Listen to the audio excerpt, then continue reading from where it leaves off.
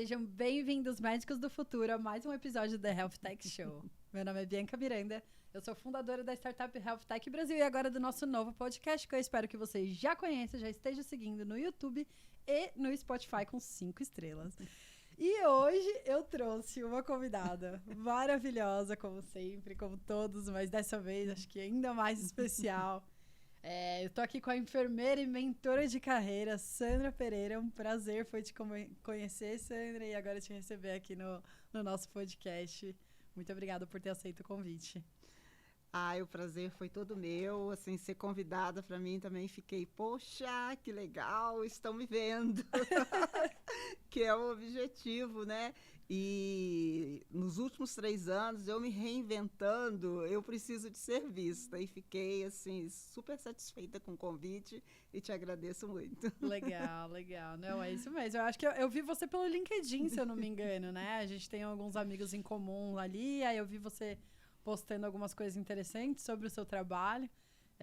E é lógico, né? Para mim é um prazer poder receber uma pessoa como você aqui no nosso podcast. A gente sabe que existe uma certa invisibilidade de algumas pessoas dentro da nossa sociedade. E para mim, hoje a gente está sentada aqui, eu e você, conversando sobre empreendedorismo. É um marco histórico, de verdade. Eu te falei isso pelo telefone. Né? E antes da gente entrar em qualquer assunto mais denso aqui, eu gostaria que você se apresentasse. Quem é a Sandra? Qual que é o seu trabalho hoje? Como que você chegou até aqui, Sandra?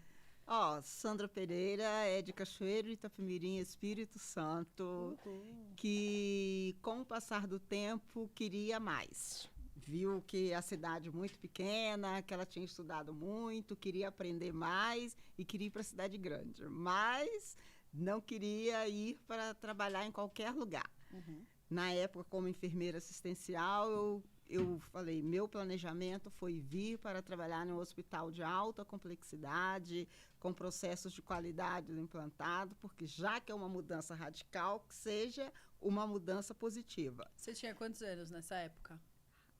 Em torno de uns 30, 35 anos. Uhum. Então já estava no mercado de trabalho há um tempo também. Já estava no mercado de trabalho e eu era funcionária pública. Na época, quando eu falei, vou pedir demissão, o pessoal, ela está louca. Eu falei, bem louca, porque eu vou pedir demissão. E na época, não tinha internet igual a gente tem. Aí eu comecei a fazer o meu planejamento de carreira. Eu falei, para ir para uma cidade grande, o que eu preciso ter de diferencial? O que eu percebi que os enfermeiros tinham mestrado. Aí corri atrás do mestrado. Eu demorei 3 anos para concretizar o meu plano, falando a partir de 3 anos, mudando. Só que com 2 anos e meio, eu já me vi aqui dentro de São Paulo, por forças das circunstâncias. Eu me vi dentro de São Paulo, trabalhando em um hospital de alta complexidade, realizando o meu sonho antes do planejamento. Nossa, que máximo. Muito, muito legal, assim, essa história de superação, né? De ter vindo do interior, ainda sem internet. Então, eu imagino que era um pouquinho mais complicado. Pra você ter uma ideia, quando eu fui fazer o mestrado, era assim, tudo por telefone, tinha que esperar o resultado por telegrama. Meu Deus. Mas, isso foi em 97, não tem não faz tanto tempo. Mas assim, já pensou esperar o resultado por telegrama? Não, você fala telegrama hoje para os jovens, eles vão achar que é o aplicativo. Você sabe, conhece o aplicativo Telegram, né? Eles vão achar que é isso. Não é Telegram, é telegrama. Embora em alguns cenários ainda se utilize o telegrama, né? Eu espero não ter que receber nenhum telegrama. E assim, hoje você tem aqui na palma da mão um artigo que você quer consultar de qualquer país. No meu caso, eu tinha que ligar para a Bireme, falar o que eu queria, fazer pesquisa. Depois de um mês, chegava o artigo via correio para mim. Cara, e você acha que isso foi um assunto, até que eu toquei num outro episódio com o Dr. Vitor Maga, a gente estava falando do impacto de tecnologia na sociedade, no nosso psiquismo mesmo, né? Como a gente se comporta e tudo mais. E aí eu comentei uma piadinha que eu vi na internet uma vez, mas que me marcou muito. Que era uma pessoa mandando mensagem para outra. Sabe quando aquelas pessoas demoram para responder? Eu sou uma delas, por exemplo. Na minha vida pessoal, às vezes eu demoro, né? Na profissional, eu tento responder o mais rápido possível, mas na pessoal, às vezes fica ali pra semana seguinte, às vezes demora até uns 10 dias para responder. E aí era uma piadinha falando assim, se for demorar muito pra responder, deixa que eu mando por carta. E eu achei isso muito interessante, porque realmente, né, antigamente a gente tinha que esperar um tempo maior, então acho que dava até mais tempo, talvez, para você processar as coisas também, né, que as mudanças, por exemplo. Hoje, o que eu não entendo, a gente morando em São Paulo, onde você estuda o que você quiser, a especialidade que você quiser, e muitas vezes, sem sair de casa, as pessoas ainda não buscam conhecimento. E reclamam muito, eu não tenho oportunidade, mais oportunidade, assim, não não sei se você já viu um livro chamado A Boa Sorte, que fala de sorte e boa sorte. A sorte, assim, falando um resumo bem resumido, seria você ganhar uma herança. Uhum. E aí você faz o que você quiser. A boa sorte é você, através do seu conhecimento, de suas competências, você ir subindo e você fazer a sua herança. Total. A herança dos próximos, né, no caso.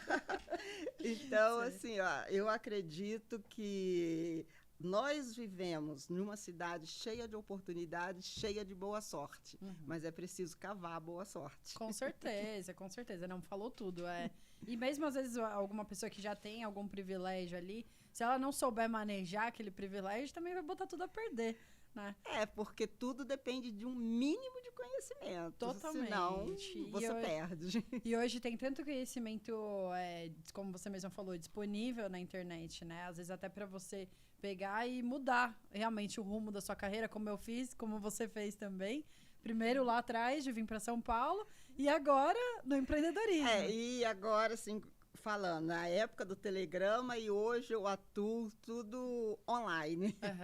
Como mentora de carreira que eu me inventei antes de começar a aposentar, assim, foi em 2017 eu pensei, eu preciso de fazer algo.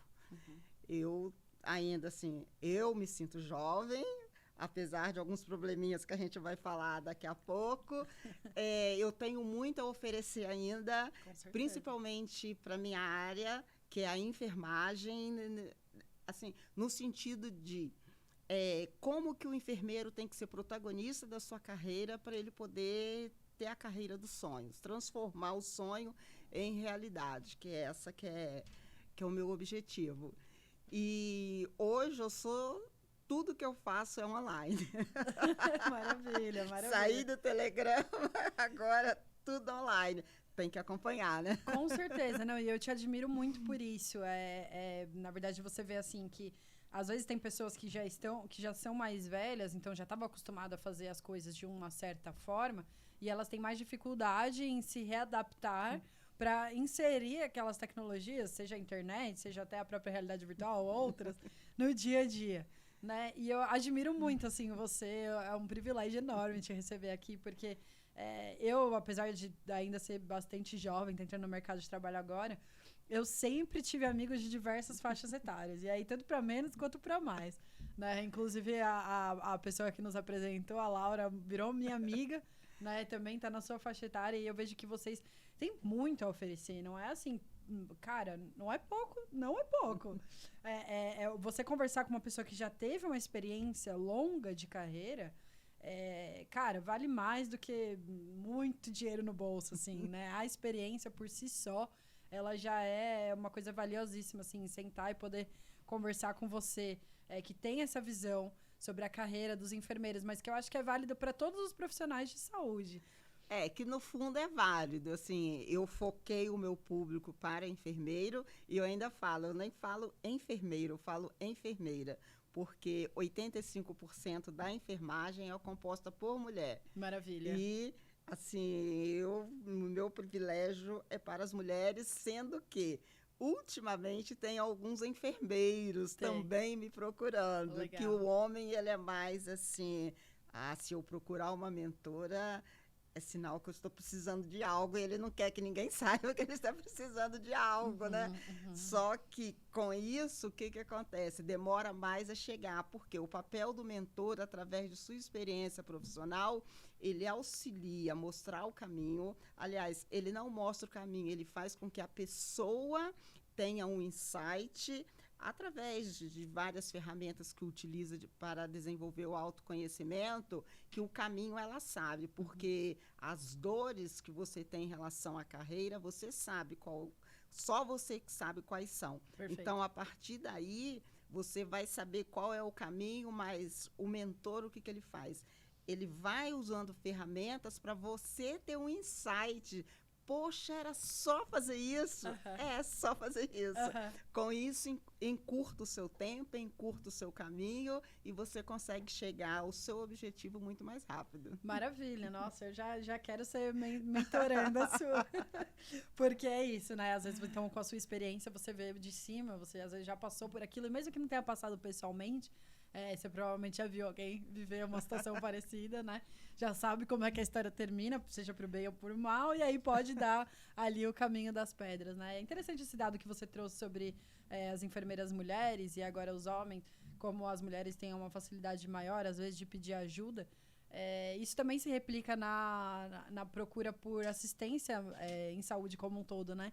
Você vê que, às vezes, eu não trouxe nenhum dado, assim, formal, para falar aqui no podcast, nem sabia que a gente ia entrar nesse assunto, senão eu adoraria ter trazido, mas eu tenho certeza que existe esse dado ali muito bem documentado, então a audiência aí procura, deixa nos comentários aí, me ajuda também, gente, por favor. Vamos fazer um negócio junto, o Web3 é co-criar, né? Então vamos co-criar junto, deixa aí os dados, os estudos e tudo mais, que os homens demoram mais para chegar no médico, para procurar, para fazer, enfim, exame de rotina, de rastreio. Quando às vezes está com uma doença, já está numa fase muito mais avançada, né? E é interessante você trazer esse outro olhar, que isso se replica também, às vezes, para buscar ajuda para crescer na própria carreira, né? E principalmente porque a mulher hoje, ela está tomando a frente da casa. É ela que está assumindo tudo. E com isso, quanto melhor o salário, mais fácil é para ela. No sentido de que, queira ou não queira, dinheiro ajuda. Claro. Tá? E todo mundo precisa de ter um trabalho que possa oferecer qualidade de vida financeira, emocional, qualidade de vida pessoal e profissional, que o profissional auxilia a equilibrar as outras áreas. Com certeza, muito importante. Com o emocional em equilíbrio, ela consegue atingir as outras áreas. Com certeza. E não ter vergonha de pedir ajuda meio caminho andado. Todo o processo. Com certeza. É como se... eu já tive algumas mentoras também, né? E tem eu adoro metáfora. Tem uma metáfora muito legal, assim, que elas usaram. Tipo, você tá andando, às vezes, isso era mais no lado emocional, mas, assim, é o que você falou. Se tá com o emocional no lugar certo, vai estar as outras coisas certas também. Ou pelo menos encaminhando pro lado certo. Mas, assim, é como se você, então, às vezes, sem uma pessoa mais experiente ali pra te ajudar, ou com um olhar de fora que seja, é como se você estivesse andando num corredor escuro, sozinho. Tipo assim, é um corredor, você vai chegar do outro lado. Mas se você puder dar a mão pra alguém ou acender a luz ali, vai ajudar bastante. Nossa, né? ajuda bastante. Você chegar ali do outro lado. E também, carreira, eu falo, carreira é viva. Igual a gente. E o mercado de trabalho é vivo. Então, você tem que estar atento o tempo todo para você perceber o vazio que você precisa ocupar. Que, às vezes, você quer um lugar, só que a gente não cabe em todos os lugares e nem todos os lugares nos cabe.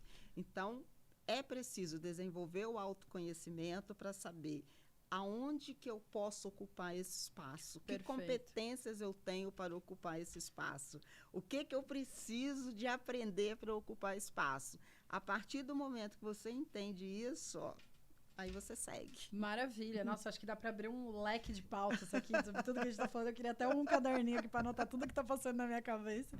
Mas eu acho que um ponto importante, voltando ainda na outra fala que você tinha trazido, porque dessa última fala aí já saiu um monte de coisa também. Mas sobre a importância, então, das mulheres terem ali um salário delas, quanto maior, melhor até, pelo fato da emancipação feminina, né? Então, a gente vê que antigamente, e aí é até interessante eu trazer o caso da minha avó, porque eu liguei aqui pra ela antes de começar o episódio. Vó, posso falar de você? Pode? Então tá bom, então vamos trazer. Porque minha avó, na verdade, ela era professora, ela tem hoje 84 anos, e ela estudou, ela dava aula, né? E ela teve uma época também entre a carreira dela ali, que ela foi trabalhar, acho que era de secretária ou recepcionista num hospital psiquiátrico. no interior do Rio de Janeiro, ali nos anos 50, 60, eu acho. Assim... Até me arrepiou aqui, nos anos 50. Entendeu? Hospital psiquiátrico, entendi bastante. E aí, assim, ela conta, né, várias histórias macabras, assim, inclusive ela mesma tendo que dar, sei lá, um midazolam, dormonide, sei lá o que era na época, nos pacientes ali, mesmo sendo recepcionista, às vezes ela tinha que fazer alguma coisa. Mas como havia um julgamento da sociedade em cima dela, por ela trabalhar fora de casa, ainda mais no hospital, porque tinha essa fama que enfermeira, recepcionista na verdade, estava lá para arranjar um marido, para, de repente, tirar o marido de outra pessoa, que fosse um médico ou alguma coisa assim. Esse era o julgamento que existia sobre aquela conta, né? Que existia sobre ela na época. E a gente vê que, assim, dos dois lados da minha família, as minhas avós eram muito batalhadoras, as duas trabalharam fora de casa, mas não era uma coisa comum. Né? E as enfermeiras, pelo contrário, era uma das poucas classes que já eram mulheres trabalhando e continua sendo assim. Hoje, no meu trabalho, assim, o primeiro passo é construir a marca pessoal. Perfeito. A partir do momento que você constrói a marca pessoal, que é como as pessoas te percebem. Isso é muito importante. E para quebrar estigmas. Perfeito. Ainda existe esse estigma, mas o enfermeiro, ele trabalha em cima de princípios científicos. Ele precisa de estudar muito para fazer o que ele faz. E outra coisa também que faz com que as pessoas não conheçam o trabalho da enfermagem é porque a equipe de enfermagem é formada por 3 categorias. O enfermeiro que tem graduação de enfermagem, o técnico a nível de 2º grau e o auxiliar a nível de ensino médio. E, geralmente, a população como um todo só percebe quem é enfermeiro quando ela fica doente, quando ela vai para dentro do hospital, que ela precisa de cuidados. Aí, sim, ela percebe o que faz o enfermeiro. Que até então, acredita-se que o enfermeiro vai fazer funções, vamos dizer, mais simples. Ele faz funções simples que são importantes para manter a saúde. Mas o enfermeiro trabalha, assim, que eu queria deixar bem claro, em cima de princípios científicos, e ele estuda muito para poder, vamos dizer, prevenir uma infecção. Perfeito. Não, eu acho maravilhoso a gente estar abrindo esse espaço. Inclusive, aqui quando eu fui fazer a chamada do The Health Tech Show, eu criei o Médicos do Futuro. Bem-vindos, Médicos do Futuro, né? E aí eu fiquei pensando nisso, eu falei, mas eu vou falar só para médico? Não sei, o que eu faço agora? Não é esse o objetivo, né? E assim, no fim eu mantive a chamada, mas onde eu tô querendo chegar é a importância da gente reconhecer e abrir espaço para os outros profissionais de saúde, porque de fato, eu como uma médica recém-formada, agora já até saindo da assistência, mas logo que eu me formei, eu fui direto para uma unidade básica, né? Eu não sabia ali ainda o que eu ia fazer, se eu ia fazer psiquiatria, que eu gosto, ou se eu ia fazer outra coisa. Meu pai cirurgião também, aí tinha uma coisa ali pelo centro cirúrgico, eu tava bem perdida, porque você vê que centro cirúrgico e psiquiatria é assim, completamente, né? 2 extremos. Então, eu não quis tomar nenhuma decisão precipitada, eu fui pra unidade básica, e aí tinham enfermeiros, assim, antiquíssimos lá, né? Trabalhando assim, igual você há muitos anos. Cara, muitas vezes, numa emergência, eles sabiam conduzir aquilo melhor que eu, porque eu ficava nervosa, né? E aí eles já tinham mais aquela calma para saber resolver. Claro, eles não podiam prescrever, não podiam efetivamente tratar, mas muitas vezes eles me ajudando ali. Eu vejo que isso é comum para muitos recém-formados, às vezes encontrar um enfermeiro sênior que vai ali dar um suporte para o médico. E também uma outra visão que eu tive mais nos Estados Unidos, mas que eu vejo que aqui no Brasil está aumentando, principalmente em hospitais particulares, e eu espero que aumente cada vez mais. O enfermeiro manda no hospital. Ele que tem a visão ali total de o que está acontecendo, quem que está em qual leito, do que trocou para quê, qual que está ali com uma restrição. É interessante você falar, porque na equipe multiprofissional, o enfermeiro é o elo entre a equipe multiprofissional e o paciente, por ele ter essa visão geral sobre o que está acontecendo com o paciente e sobre os membros da equipe multiprofissional que precisam atender esse paciente para que ele tenha uma melhor qualidade na assistência. Exatamente. Então, eu, enquanto enfermeira, enfermeiro é o centro, sim, da equipe multiprofissional. Não por eu ser enfermeira, mas porque a realidade, o que você falou, esse é o papel do enfermeiro, tá? Ele está atento a tudo e ser o centro de ligação entre, por exemplo, a alta direção, a equipe dele, a equipe multiprofissional, porque ele tem essa visão ampla do paciente do hospital. Ou unidade básica, né? Não, total, assim, porque aí a gente vê que os médicos, né, cada vez mais especializados, então às vezes precisa de um profissional ali que vai até conectar os próprios médicos e os outros profissionais, fisioterapeuta, psicólogo e tudo mais. E o enfermeiro, ele tem essa função, né? Aí agora também no nosso Instagram, da Health Tech Brasil, toda quarta-feira a gente posta casos clínicos, né? Então, com um caso, e aí põe alternativas, como se fosse uma questão de prova. E me chamou a atenção. Ontem o enfermeiro respondeu tudo lindo, assim. Lindo, lindo, lindo. Tratamento, acho que era de asma, e outro de faringite aguda, tal, que a gente vai jogando lá. E ele jogou um raciocínio, assim, que eu acho que muitos estudantes de medicina não sabem fazer isso aí, não, do jeito que ele fez. É muito, muito legal. Né? Precisa de estudar tanto. E o que eu falo com as minhas mentoradas, você constrói a sua marca pessoal através das suas competências, que você mostra os seus resultados em cima de competências técnicas científicas. Sim. Não tem jeito. E hoje, além de competência técnica, precisa de competência comportamental também. Não, isso, nossa, agora, assim, eu sempre tive uma fama de ser, assim, rebelde, né? Desde pequena, assim.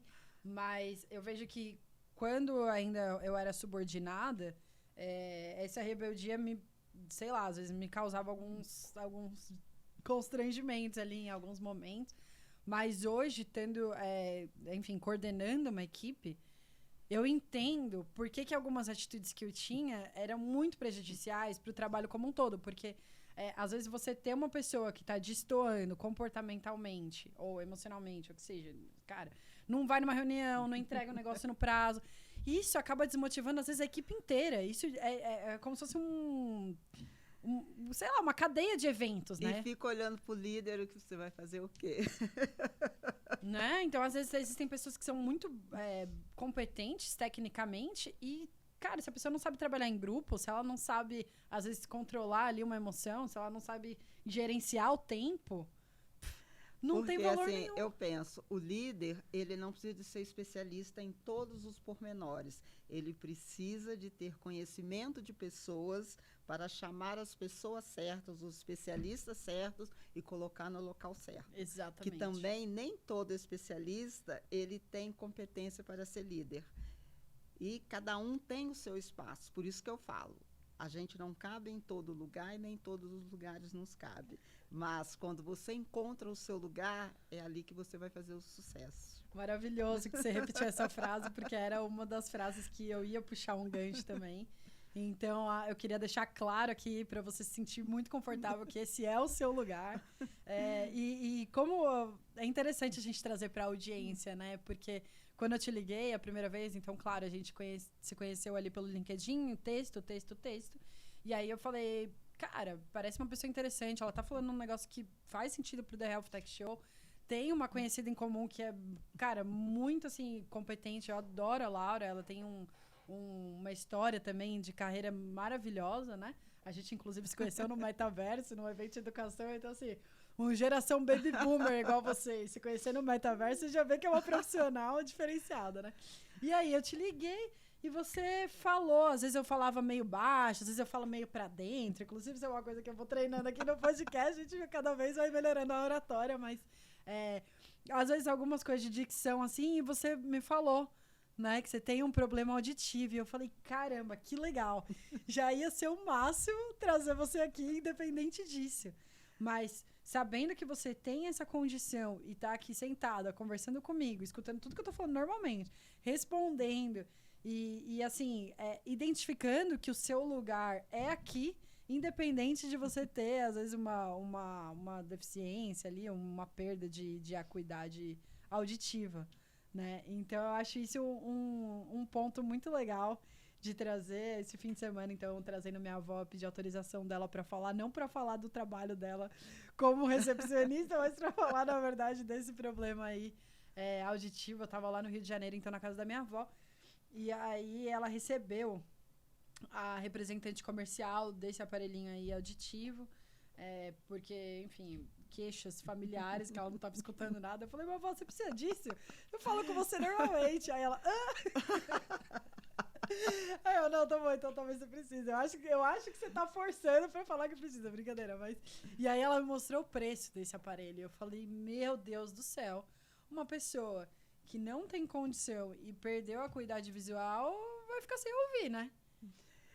E o interessante, assim, quando eu chego, eu já aviso, ó, eu tenho déficit auditivo, você tem que olhar para o meu rosto para facilitar. Uhum. E quando a voz é aquela voz, aquela voz para dentro, eu falo, olha, não vai dar para a gente fazer isso, porque você fala para baixo e eu não ouço. Então, a partir do momento que eu já falo, ó, para melhorar a comunicação é necessário isso, aí eu não tenho problema de comunicação. E às vezes a pessoa não entende, tem que falar mais alto.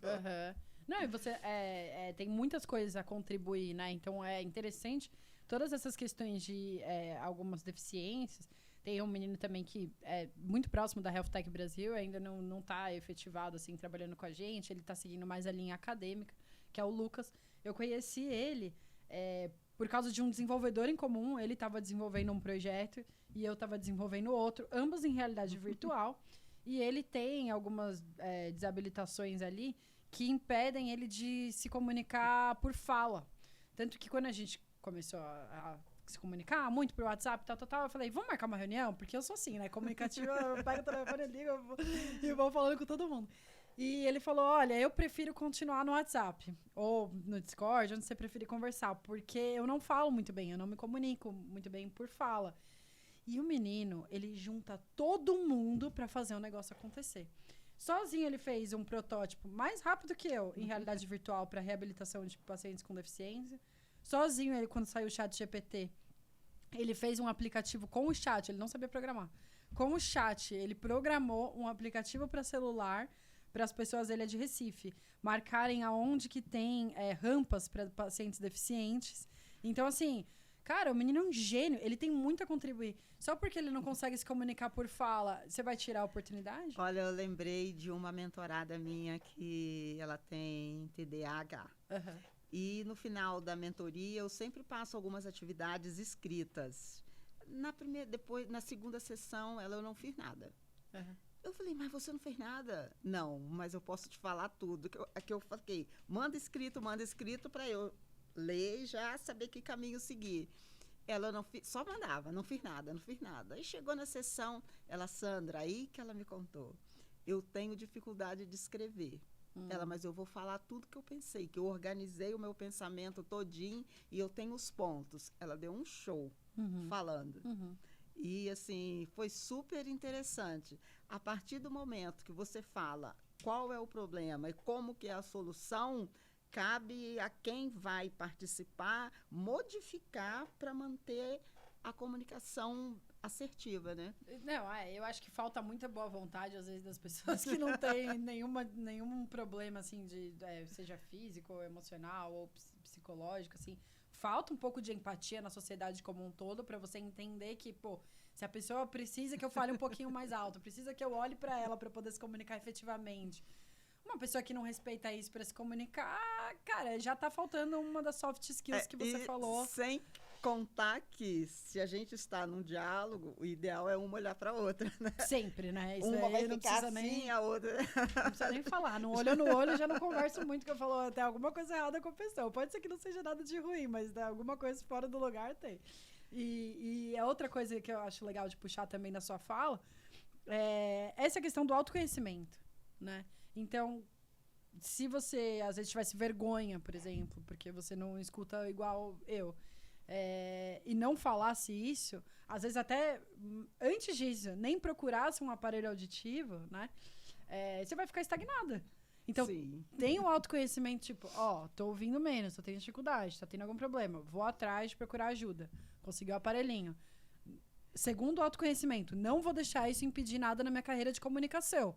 Vou atrás também. Vou explicar para as pessoas. Então, você vê, é uma trilha ali que não é simples. Né? Eu lembrei de uma fala da minha filha. Mamãe, você vai ouvir direitinho? Eu falei, se é podcast, deve ter tecnologia de alta qualidade. Então, eu falei assim, deve ter microfone. Com certeza. Isso não vai ser o impeditivo. Não. Que ela pensou, eu falei, não, deve ter, assim, no mínimo, um microfone que vai facilitar. Sim. Então, falei, vim sem nenhum.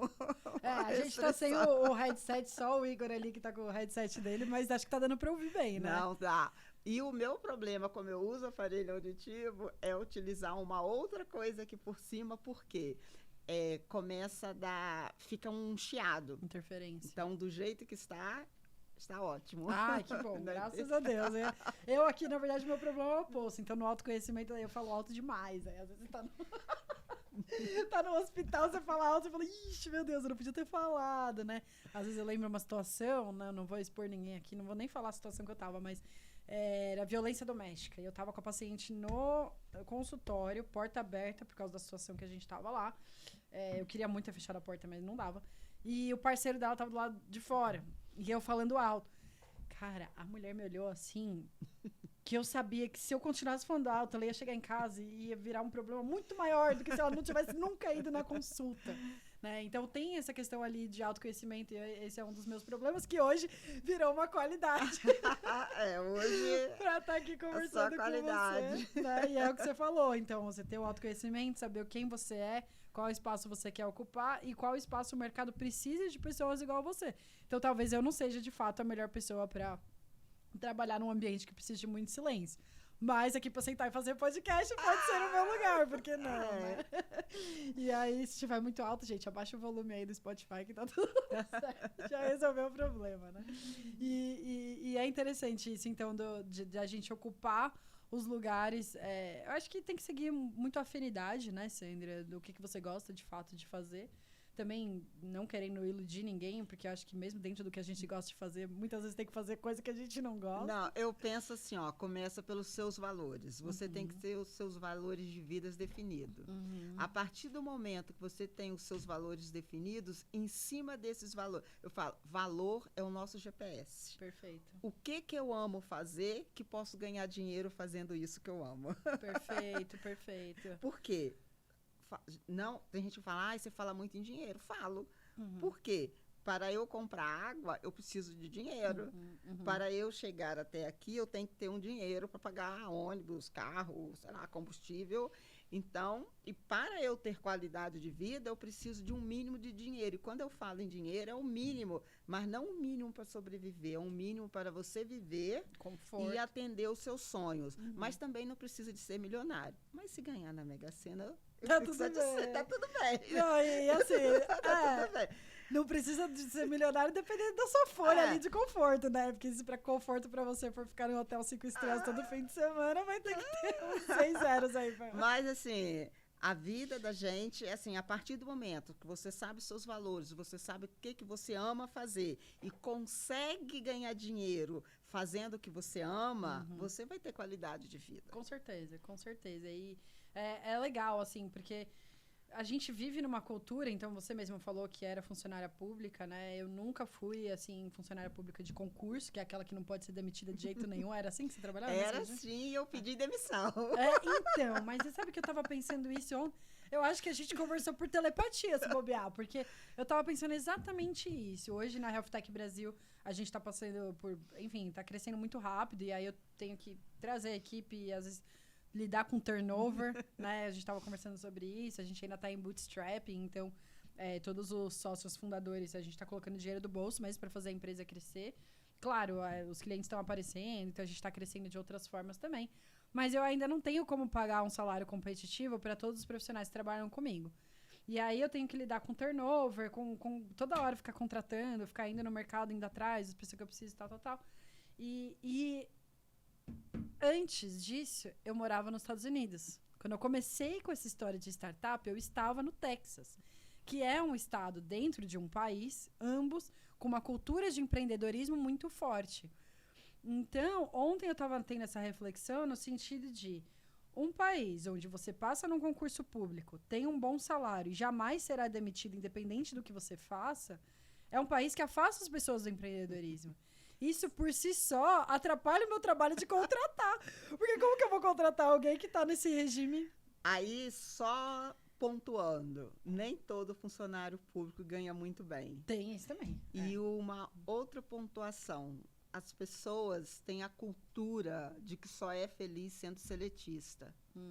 Por quê? Se você é empreendedora, você tem que ter um controle que o povo brasileiro não está acostumado, como de pagar, sei lá, o INSS ou o seguro-saúde, de separar dinheiro para isso, para aquilo. Uma organização muito mais... E você tem que estar atenta. Assim, o empreendedor, ele está tomando um sorvete, passa alguém, nossa, olha aquela pessoa. Surge uma ideia. O empreendedor, ele tem que estar atento o tempo todo. Eu falo, ele não descansa. Não dá. Surge uma ideia a todo momento. E o seletista, ele, vem tudo à minha mão. E, às vezes, ele ganha um salário muito ruim, trabalha em 2 lugares, mas prefere ser seletista do que ser empreendedor. E hoje, o que eu falo muito para as minhas mentoradas, olha, amplie a sua visão. A enfermagem hoje tem mais de 60 especialidades. E muitas delas, ela pode ser empreendedora. Por quê? Ganhar um salário engessado para ser seletista, se você pode ganhar um salário triplicado sendo empreendedora, só que você vai ter que aprender outras coisas, tipo marketing, tipo controle financeiro, sobre produtividade. Mesmo liderança, você vai ser líder só de você mesmo. Às vezes, no começo, você trabalha sozinho. E outra coisa, acha que vou empreender, vou largar tudo? Não. Você começa aos poucos. Você ainda, no mundo seletista, com esse salário seletista, você vai adquirindo outras competências para você dar um salto. Na minha vida, assim, tudo foi planejado. Tem que ser, até hoje eu planejo tudo. Por quê? E eu coloco no papel. Que a cabeça, eu falo, a cabeça, o vento leva os pensamentos. Sim, tem que escrever. E no papel é como se você assumisse um compromisso. Você escreveu, não fiz, por que eu não fiz? Perfeito. Eu não subi um degrau porque eu deixei de fazer esse planejamento. Você escreve na mão? Escrevo. O meu também é eu tudo na mão. Eu tenho meus cadernos para escrever diversas situações. Inclusive, meu caderno de rascunho, vocês pegarem... Maria, não dá pra entender nada. E também com o celular, às vezes eu faço áudio para mim, para eu poder, não tem nada para escrever. Vou fazer um áudio aqui. Para eu poder não esquecer esse pensamento e que eu preciso de fazer isso. Perfeito. Acho que tem muitas formas hoje, muitas ferramentas que a gente pode usar, tá disponível ali para todo mundo. Papel e uma caneta, gente, qualquer pessoa pode pegar um papel e uma caneta. E a gente tem que utilizar o que a gente tem de mídia para poder ajudar, ampliar a visão, subir. Eu acho assim, às vezes a pessoa sofre desnecessariamente. Sair da zona de conforto, eu sei que dói. Mas a zona de conforto não é conforto, é a zona de desconforto.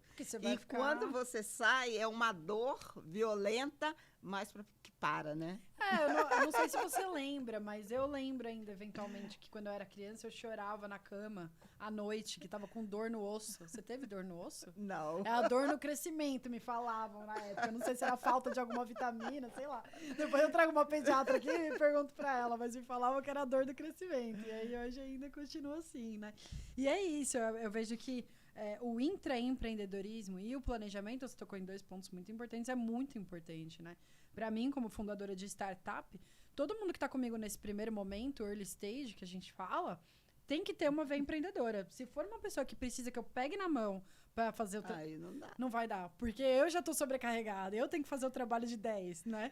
Então, quem entra comigo tem que pelo menos... Uma coisa que eu gostaria de falar também, que eu acho interessante. No início, eu tinha mentorados com uma idade, assim, vamos dizer, de 35 para cima. Hoje eu estou com uns com a média de 35 para baixo.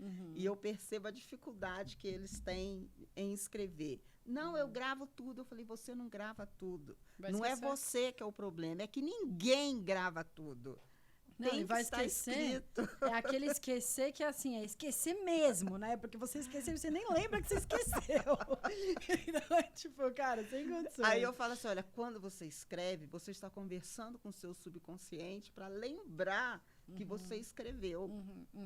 E é importante, porque você tem que fazer checklist. Sim. Você fez, não fez, por que que você não fez? Exato. Ah, mas aí é muito rigor. Eu falei, subir na carreira tem que ter rigor. Sim. Subir na vida, protagonizar a sua carreira, tem que ter rigor. Senão você vai continuar onde você está.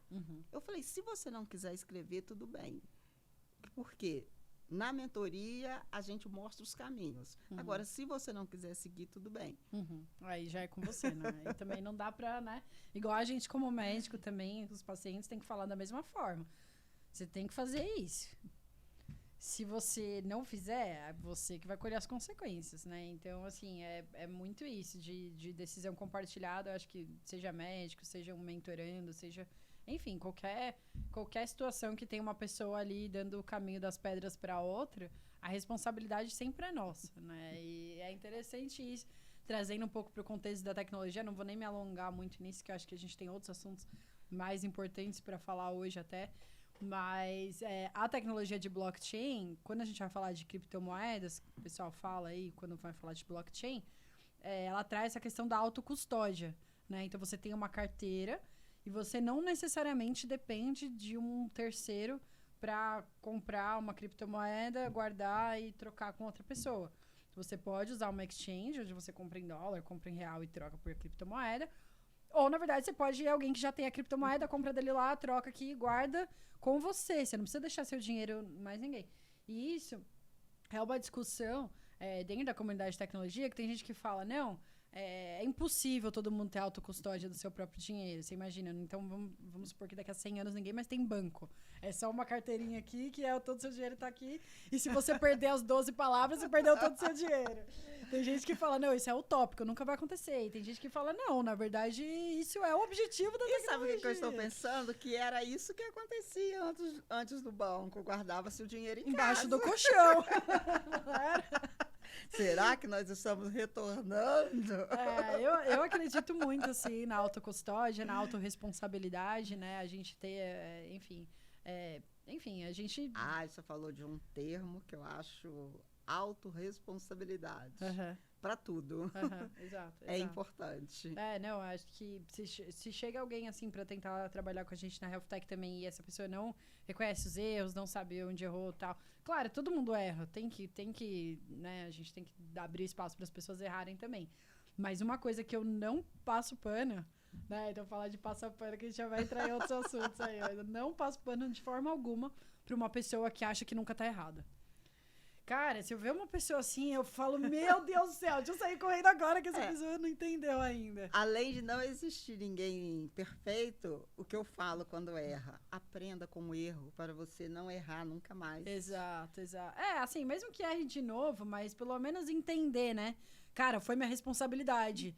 Tipo, eu admito, assim, só isso que eu quero. Você pode até errar de novo, de preferência não fique errando muitas vezes a mesma coisa. Não, eu falo assim, não, errar de novo, não. Aprenda para você não fazer a mesma coisa. Porque senão depois as pessoas cansam também, né? Assim, pode errar de novo, a pessoa vai errar de novo, mas se ela aprender com aquele erro, ela não erra e vai fazer da forma melhor do que ela faria se não tivesse errado. Exato. Então, assim, tudo começa com a autorresponsabilidade, porque a partir do momento que você não se sente responsável por aquele erro, aí tudo dali pra baixo já era, né? E aí, eu acho legal também, voltando nesse assunto, então, de entender, se sentir pertencente, eu acho que é um bom termo, assim, da gente usar. Porque é um dado importante, que é aí que eu falo que é um fato histórico, a gente tá sentado aqui, com poder de voz para falar para todas as pessoas no mundo que entendem língua portuguesa, né? Então, qualquer pessoa vai poder sentar ali e ouvir nosso episódio no Spotify, no YouTube. 2 mulheres negras, né? Eu me considero negra, apesar de que tem aquela distinção ali. Então, cara, eu até fiquei pensando isso antes de vir pra cá. Falar o quê? Eu falar, não sou branca, né? Porque, cara, todo mundo faz questão de pontuar que a gente não é branco. né? Então começa por aí. E aí depois você vê se você é negro, se você é índio, se você é japonês, árabe. Pardo, né? Pardo. O importante é que você não é branco para a sociedade hegemônica ali que toma conta de grande parte das coisas. E ainda por cima mulheres. Então a gente sofre ali uma discriminação em dobro, eu diria. E aí a gente, conversando sobre isso, viu que a gente está em duas pontas diferentes dessa discriminação, porque você me trouxe uma outra questão, que é a discriminação por idade, né? E eu vejo que, independente do espectro de idade que a gente está, o fato de ter duas mulheres de cor sentadas aqui falando de empreendedorismo... Quando na história isso aconteceu, você me fala, tudo bem, devem ter outros episódios aí, com certeza, deixem indicações, inclusive, que eu quero assistir todos, para prestigiar essas mulheres, mas, assim, você vê que na época que vocês eram jovens, você, minha avó, antes, cara, quando que ia sentar duas mulheres, né? Aí, começando, na minha família, eu fui a primeira a fazer faculdade. Já desbravei, já fiz história na minha família. E no meu primeiro emprego foi o emprego que eu sofri, assim, vamos dizer assim, aquele racismo mesmo que quase acabou comigo, mas que o meu pai me levantou. A minha mesa, na época, eu trabalhava numa unidade básica de saúde. Ficava atrás da porta. Aí o chefe da unidade ficou na frente da porta falando assim, o mundo está acabando, com a secretária. Ela, mas por quê? Veja, contratar uma enfermeira negra. Nossa. E eu atrás da porta ouvindo, eu estava fazendo meu relatório, que já estava terminando o expediente, aí tinha a secretária comigo, ela viu que eu desmontei. Lógico. Aí eu levantei e ia pegar minha bolsa, ela ficava assim para mim, para eu não pegar minha bolsa. Aí terminei o relatório, saí. Eu lembro que a unidade básica ficava no morro, aí eu desci o morrinho, encontrei meu pai e eu estava aos prantos. Meu pai, o que aconteceu o seu primeiro dia de serviço? Aí eu contei para ele, mas Sandra, você está desmontada só por causa disso? Você não atingiu o seu objetivo, que era fazer faculdade? Você não conseguiu um emprego como enfermeira? Você acha que eu nunca sofri racismo nenhum? Eu não estou aqui? Eu falei, e ainda ele falou, se esse foi o primeiro, se prepara, que outros virão. E isso amanhã... foi bem no começo, né? Que você falou. Ele falou assim, e amanhã, no seu horário, você vai estar lá. A partir daí, eu entendi o que o meu pai quis dizer, e eu também, assim, nossa, ele sofreu racismo. Falei, isso não é nada. E com o passar dos anos, eu sofri vários episódios que eu poderia te contar que vamos agora... hoje, o que falam, que ainda, só para manter o racismo, nossa, seu cabelo é diferente, né? Porque hoje, na verdade, falar uma coisa dessa que você ouviu lá atrás é crime, né? Na hora já, que aí, já quando vai um BO fala ali, seu cabelo diferente... você já sabe que... vamos dizer assim, é um racismo estrutural, que é diferente, eu falo. E ele está baixo, porque eu gosto bem alto. Maravilha, não, mas maravilha. ele não tem forma. Eu falei, não, mas eu gosto assim, sem forma. Maravilha, maravilha. E aí fala, nossa, mas você tem cabelo branco, era para você estar em casa. Eu falei, fazendo o que em casa? Eu não entendi. Qual é a relação do cabelo branco com ficar em casa, que eu também agora... Porque quem tem cabelo branco, você já é idosa, você deveria estar em casa. Eu falei, aonde está escrito que idoso tem que ficar em casa? Meu Deus do céu. Eu falei assim, e talvez você seja mais idosa do que eu. De cabeça, com certeza. De cabeça. Né? Eu falei assim, enquanto eu tiver saúde física e mental, eu posso estar onde eu quiser. Enquanto eu tiver capacidade de escolha, eu posso ocupar o espaço que eu quiser. Aí eu já complemento, independente da minha cor, da minha idade, do meu cabelo branco, onde eu estiver capacidade, eu vou estar. Maravilha, maravilha, Sandra. E você vê como, na verdade, o apoio emocional ali do seu pai foi importante para você superar esse episódio, né? Porque na minha história, e é por isso que, na verdade, eu me posiciono dessa forma, sempre lutando contra, é o que dizem, né? Não basta você não ser racista, você tem que ser antirracista, né? E eu vejo que, assim, Existem várias teorias ali de colorismo, não queria entrar muito nisso, você já ouviu falar, né, dessa teoria de colorismo? Já. Assim, então, só passar rapidinho aí para quem tá ouvindo o podcast, mas dizem, né, então o racismo é estrutural, como você disse, daí não tem discussão sobre isso, e aí é uma questão um pouco mais polêmica ali no colorismo, no sentido de, se você é moreninho claro, assim, igual eu, você vai sofrer racismo diferente do que se eu fosse uma pessoa branca. Isso para mim é muito óbvio, porque a gente é mestiça, né, eu e a minha irmã. E a minha mãe é branca, a família toda branca, e meu pai é a família misturada. E a minha irmã tem um tom de pele, juro por Deus, é um tom mais claro que o meu.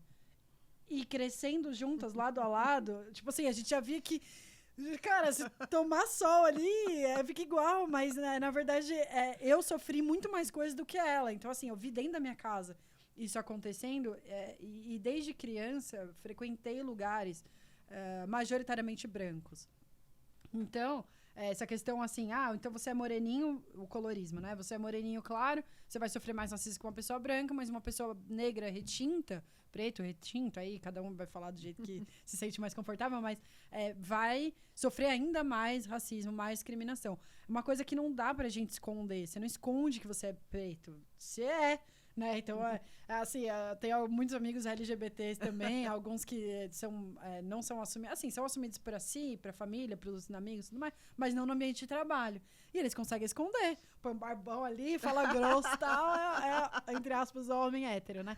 E a gente, não. Você não tem como esconder seu tom de pele. Então, tudo bem, existe uma homofobia estrutural, mas o racismo estrutural, o sexismo estrutural, você também não dá pra esconder que é mulher. Tudo bem, você pode cortar o cabelo, usar outras roupas e tal, mas assim, é similar a analogia, né? Você vai chegar e você vai sofrer com aquilo. E quando eu era criança, frequentando esses lugares majoritariamente brancos, eu sofria muito racismo. Muitas vezes eu não tinha um apoio emocional, porque primeiro minha mãe é branca, meu pai é mestiço e ele não tinha muito essa clareza de como lidar com as coisas.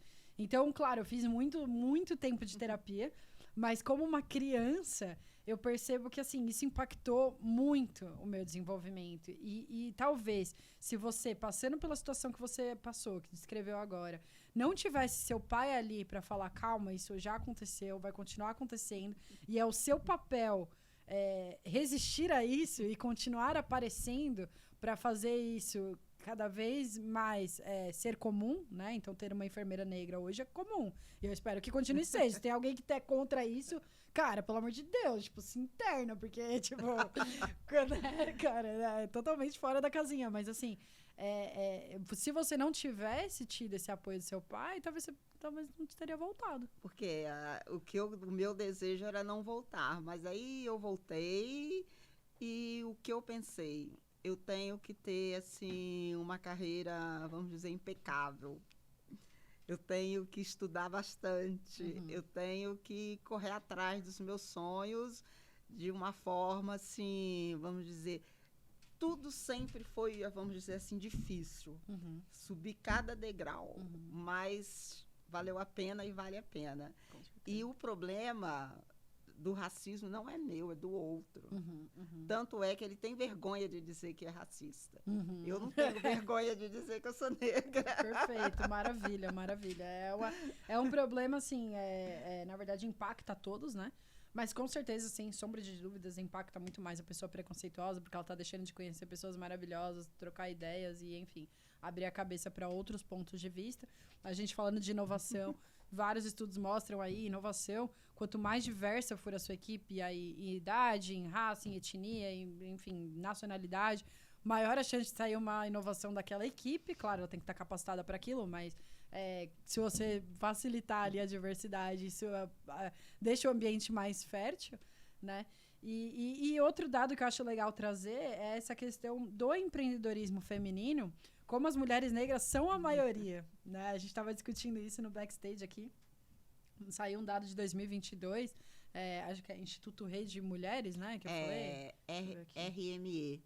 É Rede Mulheres Empreendedoras. Isso, você conhece, né? Conheço. A Sandra já está nesse mundo há muito mais tempo que eu.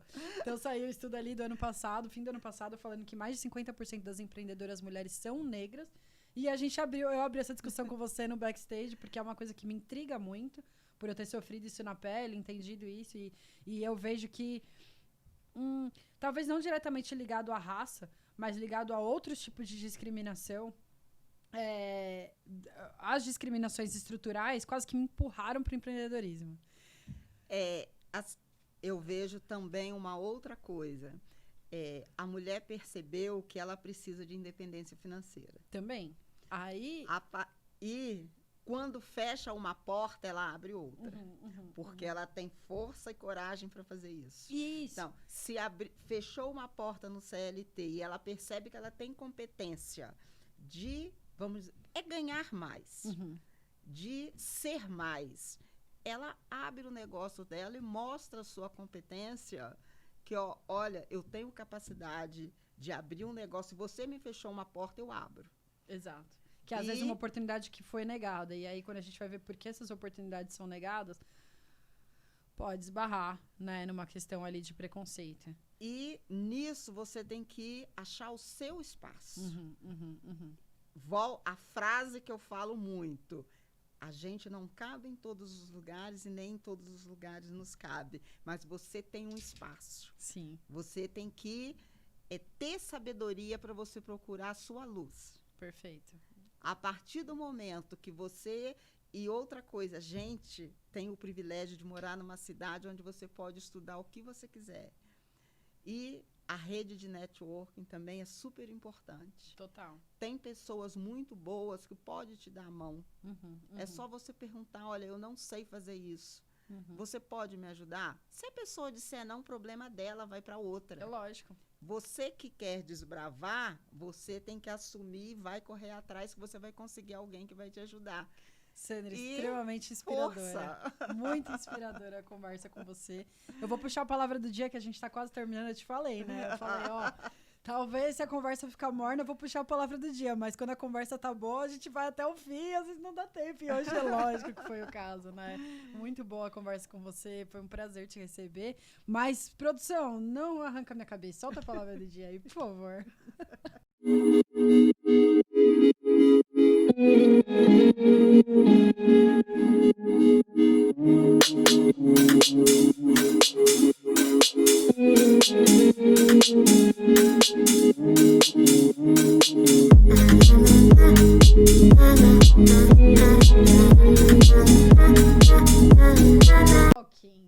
Vocês já devem saber o que é stalking. Eu devo trazer alguém pra falar disso aqui. Eu não sei se eu vou trazer um advogado, talvez, de novo, pra falar de stalking, mas o que é stalking? Você sabe, Sandra? Não, já ouviu não isso, sei, não? Então, beleza. Eu acho que a geração mais nova já deve estar acostumada, muitos até praticam.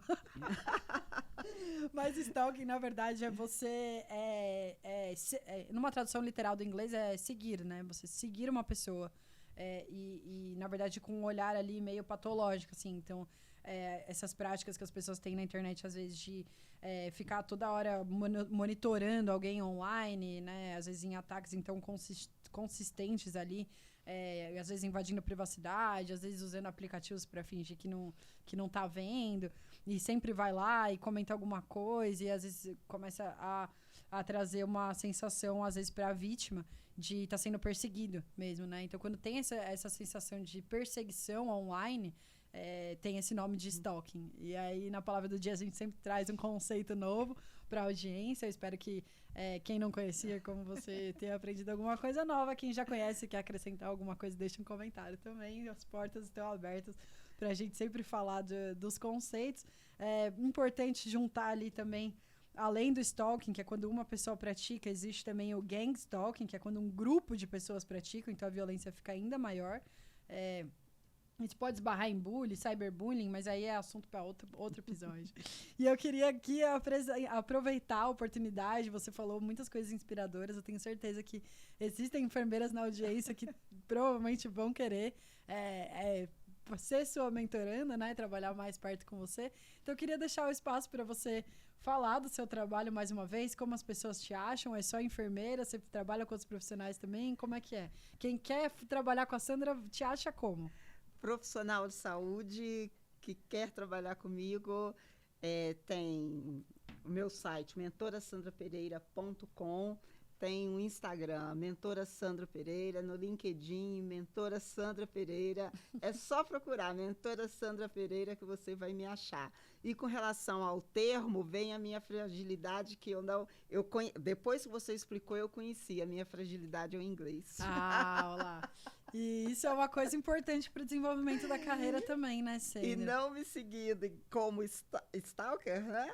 Mas me seguindo aí para alavancar a carreira, se quer protagonizar a sua vida, me siga. Instagram, meu site, mentorasandrapereira.com, e no LinkedIn, Mentora Sandra Pereira. Maravilha. Então já deu uma aula aqui de marketing pessoal. Você põe sempre o mesmo nome nas coisas. É importante, né? É legal, Sandra. Eu queria agradecer mais uma vez aqui a sua participação no nosso podcast. Deixa uma última perguntinha aí. Essa questão do inglês. Você já sentiu que alguma oportunidade você não pôde agarrar, assim, porque você não tinha o inglês fluente? Sim, via LinkedIn eu já fui convidada para dar 2 palestras nos Estados Unidos. Uau. E como eu não tenho inglês fluente, perdi a oportunidade. Então, você incentiva os seus mentorandos a estudar línguas estrangeiras. É importante saber mais de uma língua. Hoje não tem como. Se você quer alavancar, inclusive, algumas vagas, o pré-requisito é saber inglês. É bom pontuar isso aqui. A gente já está caminhando para o fechamento, mas, assim, em tecnologia, inglês é muito importante. Morava nos Estados Unidos, eu sei que muitas oportunidades que apareceram para mim, Bianca, e também para a Health Tech, por causa dessa facilidade com o inglês. E esse fim de semana eu estava lá no Rio de Janeiro, então, no evento da Ethereum Brasil.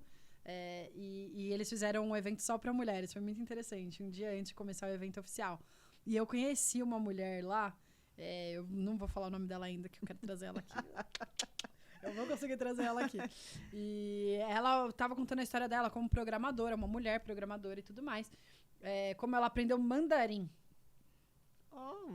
Isso mudou a carreira dela. Então, assim, eu vi uma mulher que, cara, eu admiro muito, assim, a história, o trabalho dela e tudo mais.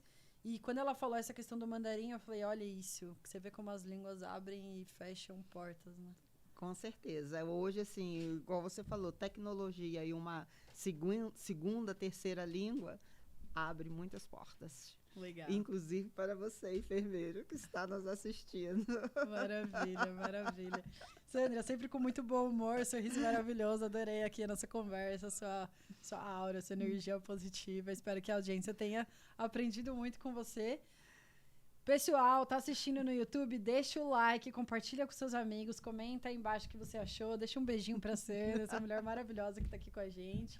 No Spotify, não esquece de ouvir um pouquinho pra você poder deixar as 5 estrelas que a gente merece. Fala aí. Até a próxima. Ai, peraí. Se você chegou até aqui é porque você é muito fã da Health Tech Brasil e a gente tá com a campanha de crowdfunding aberta no Catarse para ajudar a empresa a crescer. Vocês viram aqui eu falando sobre a nossa dificuldade de achar as pessoas no mercado. Quando a gente acha, eu tenho que pagar o salário que elas merecem. Gente, me ajuda aí. Doa no Catarse. Valeu, até a próxima.